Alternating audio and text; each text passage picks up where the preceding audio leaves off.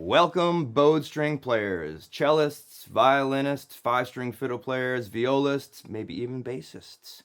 This is the video that is detailing the Chop Notation Glossary. Now, the Chop Notation Glossary is part of a larger work that I've been doing with a fiddle playing friend of mine named Oriel Sanya, and that work is called the Chop Notation Project.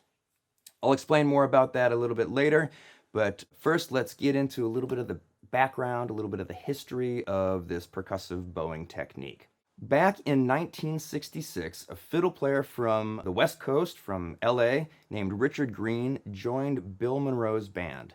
Now, Bill Monroe was the father of bluegrass music, and he played the mandolin.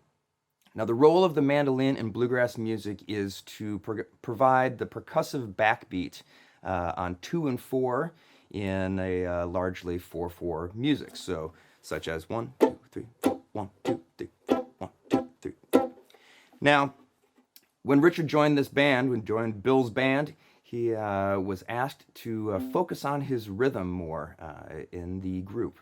And the way that he started doing that was emulating the rhythm that Bill was doing on the mandolin. He was kind of doing like this.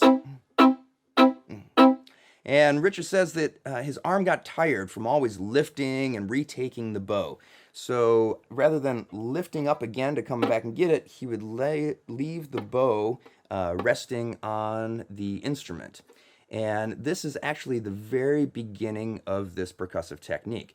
So he would go down and then he would have to lift it back up. And he would do this in time like this.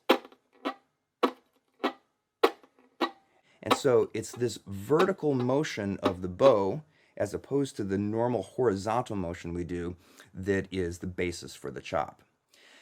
So fast forward a few years, 1974, a fiddle player, also from the West Coast area, but this time up in the Bay Area, named Darrell Anger, meets Richard Green for his first lesson with him. Now, Richard had been playing with another group called C-Train, which was a progressive, like folk rock sort of group at that time, and he was experimenting and had been developing this technique for a while. Darrell saw him and was super excited about what he was hearing and wanted to learn a little bit more about it. So they met for a lesson. Richard teaches it to Darrell. Darrell takes it and starts to develop it in the David Grisman Quintet.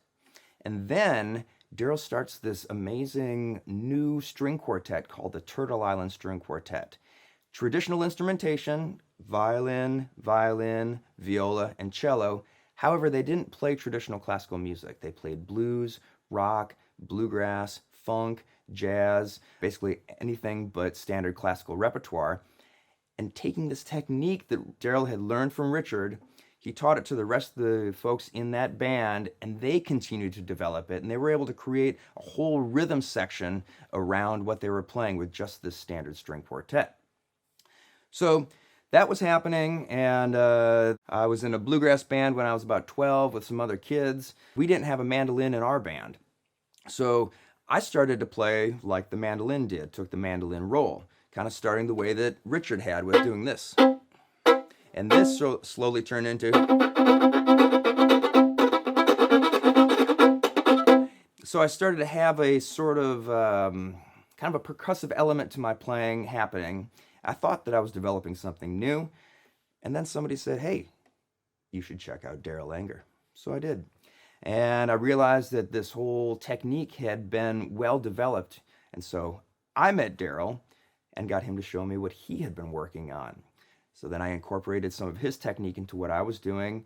And then with the music that I was playing with other friends, new techniques started to appear. And as I was doing that, I was needing to find a way to write down what I was doing. Now, the Turtle Island String Quartet, they had started to develop a bit of a notation for this.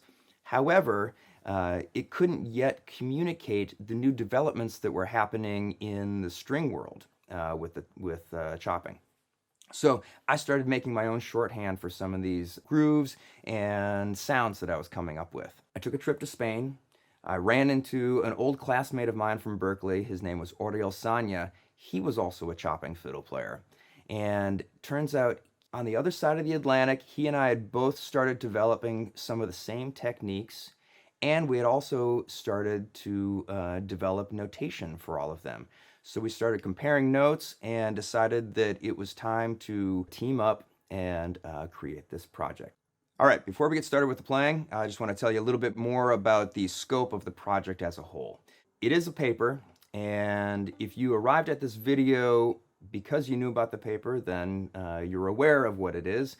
But if you happen to find this video without knowing about the project or the paper, let me give you just a brief background on it. In the paper, there is a more detailed history, basically firsthand accounts from Richard, Daryl, and myself about our background in this. You'll find some tips and tricks to get started with bowed percussive technique. And then there are two notational parts. First is the Chop Notation Glossary, which this video is about, and that details all of the different symbols that are used in manuscript and notation for writing and reading these sounds. And then the second part of it is a section called Exercises and Grooves. Now, that's a series of 10 different techniques that are created in an additive manner. So we start with the very, very building blocks of chopping, and then we get progressively more difficult with each one of the sections. And each one of those 10 techniques are all separate videos. Somewhat instructional videos, but they're really not meant as standalone pieces. They're meant as companion pieces to accompany the paper itself. The paper gives you one side, it gives you what it looks like notationally, and then the videos allow you to see the techniques being performed mechanically, you know, with the bow hand and what's happening in the left hand. And it also helps you to associate the sound that you're hearing with the symbols that you are seeing. So if you just have the videos, make sure you check out the paper. If you just have the paper, make sure to check out the videos. All right, so let's dive in. Number one, the note heads. So the note heads are the different shapes that you will see associated with the stems. There are actually 5 different types that we will use.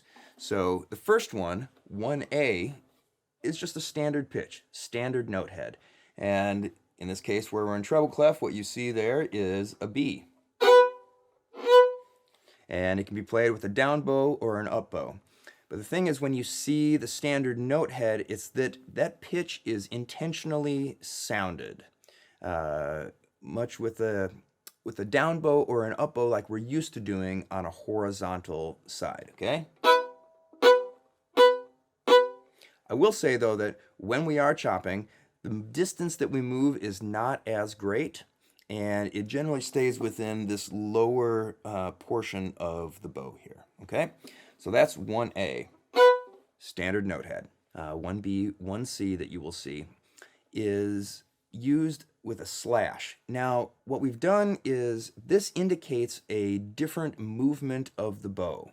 So these slashes indicate a vertical movement or a chopping movement of the bow as opposed to the horizontal version that we are used to doing. So when you see a slash, you know that it is up and down this way. Okay, so the hard chop itself sounds like this. And that's the strongest, most percussive sound that we get. And that's what's used for the accents. Okay, so then in 1C, we have what's called the soft chop. So that's essentially a quieter version of the hard chop, but that can also be down and up. The hard chop is usually always down, but the soft chop can be down and up. Again, it's the vertical motion here, okay, indicated by that small slash, okay? Also, there's no pitch associated with a hard chop or a soft chop, and that is executed by either just gently muting the strings with your left hand or just lifting up the pressure from the notes you might be playing so that it stops the strings from ringing. So, let's move on. Now, 1D, we've got what are called ghost notes, and those are indicated with X's. Now, the ghost notes are there to show pitches that are happening in the left hand. So, in this case, you'll see treble clef. Okay, those are the pitches.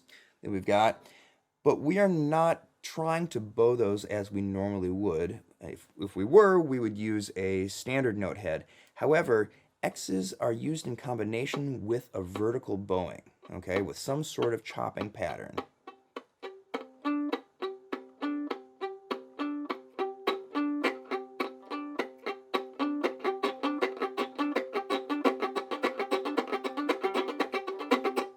So we call those ghost notes because they're kind of there, they're kind of not, but it does indicate a pitch or line melodically that is happening in the left hand.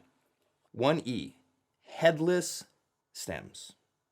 So this indicates some sort of scraping motion. So this is yet another direction that the bow is moving, and this is in parallel to the string direction. Okay, so that's away from me or towards me, which we'll talk about a little bit later.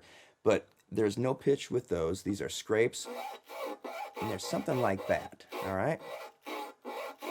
So we've got standard pitch 1A, hard chop 1B, 1C, soft chop, 1D, ghost notes, and scrapes, which don't have any pitch at all. Let's move on now to bow placements. So this is category 2. When we are playing the chopping technique, there are multiple places along the string that the bow is placed. Generally, we are talking about between the fingerboard and the bridge, okay? So 2A, which is your standard down and up bow, that happens right in the middle here between the fingerboard and the bridge. So this is the sounding point. There's another term for this bow placement is the sounding point. So in this case, middle is right here. Then in 2B, you'll see that we've started to use a compound symbol. So you'll see the down bow and the up bow, but inside there you'll see a dot. Okay, this indicates that it is a down or an up bow, but it's in a different position between the bridge and the fingerboard. Now, instead of saying bridge or fingerboard, we're going to use towards the body or away from the body. And the reason we're doing that is because when you're a cellist, things are reversed. So we don't want to refer to the bridge or the fingerboard because that's going to mean the direction it changes. But we don't want that to happen. We want the direction that the hand is moving to be the same. So 2B is going to be known as towards the body. So that's this direction for me. That is right here. In my case, it's towards the bridge. If you're a cellist, it's going to be towards the fingerboard. Okay. Now 2C is away from the body. That is a compound symbol with an X inside the down and the up bow. Now, for me and Oriol, the X was a stronger visual symbol and a bit crunchier, if you will, visually, and I think gets across more of the sound of a chop, which is often happening away from us. So we use the X for away. So that's, in this case, for me, the fingerboard. If you're a cellist, it's at the bridge. That's away from you, away from me, okay? So we've got 2C away from the body. Now, 2D is actually in another place here that we call beyond the bridge. And that is this area in between the tailpiece and the bridge. So that's right here. So we have 2A, which is the middle, 2B towards, 2C away, 2D beyond the bridge. So our next category of symbols deal with the chops themselves, and we're going to start to incorporate and combine the note heads and the bowings that we just talked about. So remember, with the chops, we're talking about vertical bow technique. That means the bow is going up and down gravitationally, I suppose, versus this horizontal movement that we're used to doing. So in the third category, we've got the hard chop, okay? So the hard chop is the big slash, and it is the strong one, okay? The first one that you've got, 3A, is a down bow hard chop in the middle. Okay, it's got more weight. Maybe it's like consider it like forte or with an accent on it. Okay, now we've got 3B, which is the down bow hard chop towards my body. So that's, in my case, near the bridge. And then we've got 3C, down bow towards the fingerboard. That's the one with the X in it, okay? So that's here. And then we've got 3D, which is with the cross in it, or the plus sign. That is the beyond the bridge, okay? And that's over here. Okay, so we've got the middle. This is 3A, hard chop, towards, away, and beyond the bridge. Again.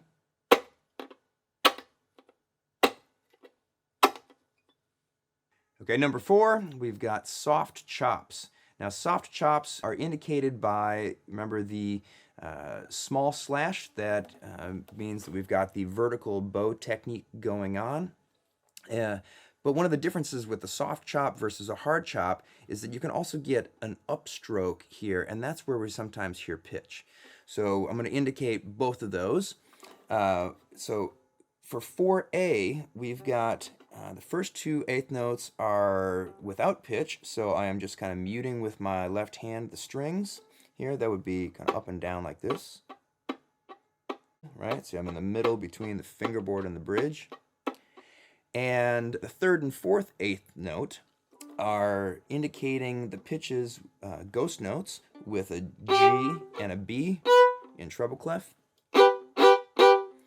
But those are happening in the left hand while I'm doing the up and down soft chop vertical bowing. So we get a sound like this.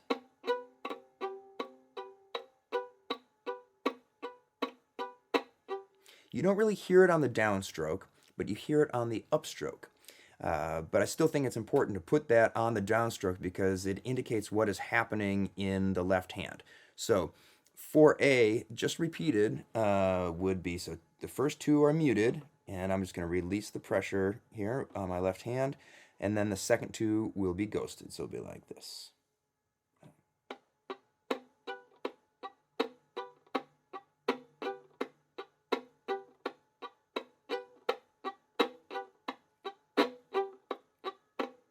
Okay, now let's go to 4B, which is using the compound symbol with the dot in it for the down bow and the up bow. That indicates towards the body. So same thing in the left hand. First 2 are muted or pitchless, and the second 2 are ghosted. So here we go.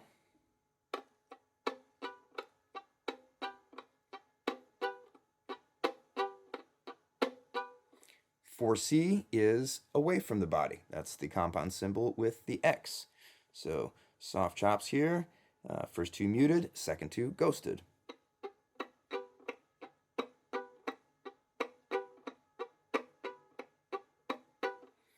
And then 4D is a little bit different. Those are the ones that are beyond the bridge here, and we can't really play pitches there, so we don't use any ghost notes. We just have softer vertical bows. So that's like this. You know, here you get a little squeak there, and that is whatever the pitches are of those strings. You do hear that, but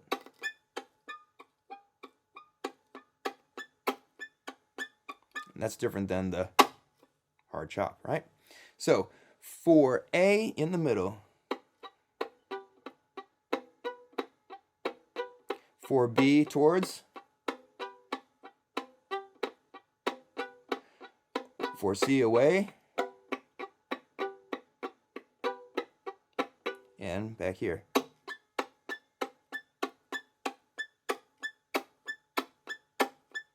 So those are the soft chops. Now, on to category 5, we've got the scrapes. Now, scrapes are indicated by a headless stem. So there's no pitch happening here. And the headless part of it we're hoping indicates the fact that the bow is yet moving another direction. So in this case, it's parallel or down or up the length of the string. So the first set, like 5A and 5B, are dealing with parallel inward and outward scrapes.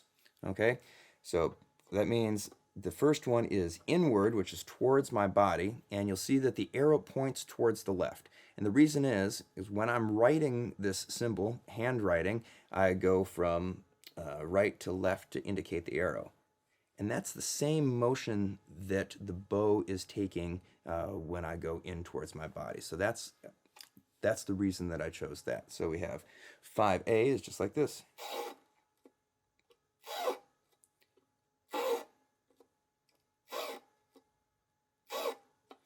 5B is just the opposite. We go away. So the arrow is pointing to the right, which is, if I were to write it, that direction. Okay?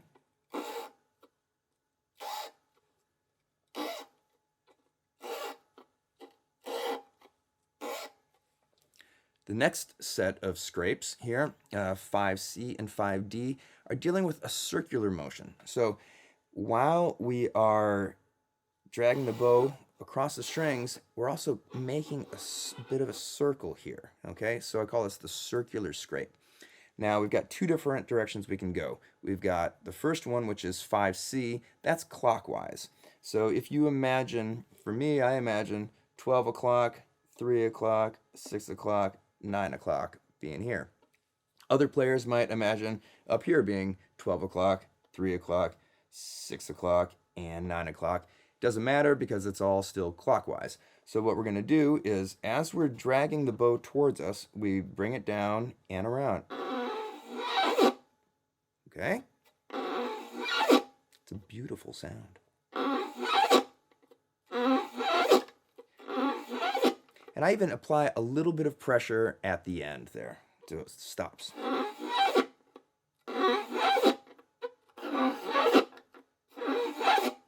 Okay, so that's clockwise. So counterclockwise is like this. So we are going to go down and around. Starts closer to me and goes away.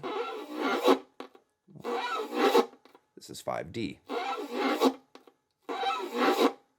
So for the scrapes, we've got parallel scrape inward, 5A. We've got parallel scrape outward, 5B. We've got circular scrape clockwise, 5C. And we've got circular scrape counterclockwise, 5D.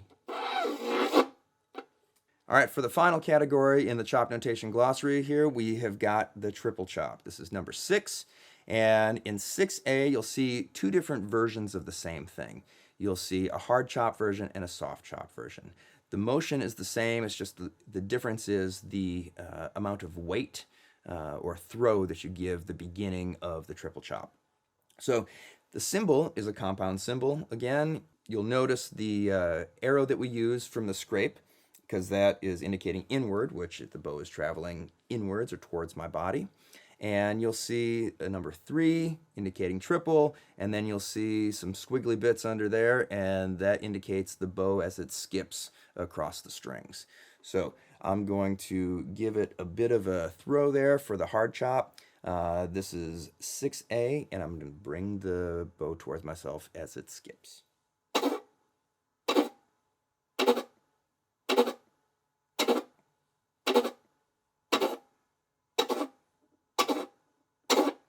And the other version is just a softer version of that, so less of a throw at the beginning. So,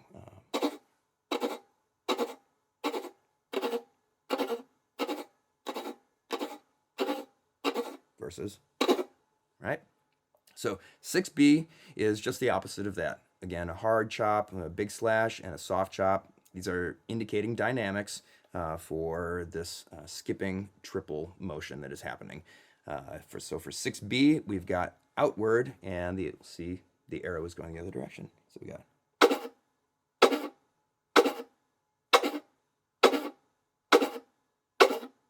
Okay, that's the hard version, then the softer version.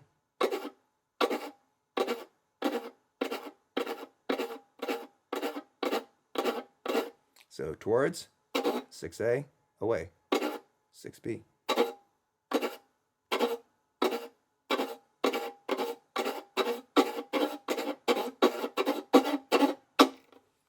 All right, so that's about it for the Chop Notation Glossary, at least for what all the symbols mean and what they sound like in their very basic, pure form. So remember, this is also a companion piece that goes with the Chop Notation project, which is a paper that has all this notation that you've been seeing in the video. It's got more explanations about how to do these symbols and why they are the way they are. And it also contains, remember, exercises and grooves. Those start from the very basic point, and then they continue to add and add and add and add. They're short grooves and phrases that will get you using the technique and also understanding, if you're a composer, you know, how something can be written to produce a certain type of a groove or sound. If you would like to pick up the videos or you need to download a copy of the notation project, you can go to worldofchop.com or to my website, caseydriessen.com. Big thanks from me and from Oriel Sanya. And I would like to send a big thank you to Richard Green for getting this whole technique started, and Patient Zero, Daryl Anger, for taking it to the next level and just seeing it explode in the fiddle communities around the world. So, wishing you all well, I'll see you out on the road, and happy chopping. That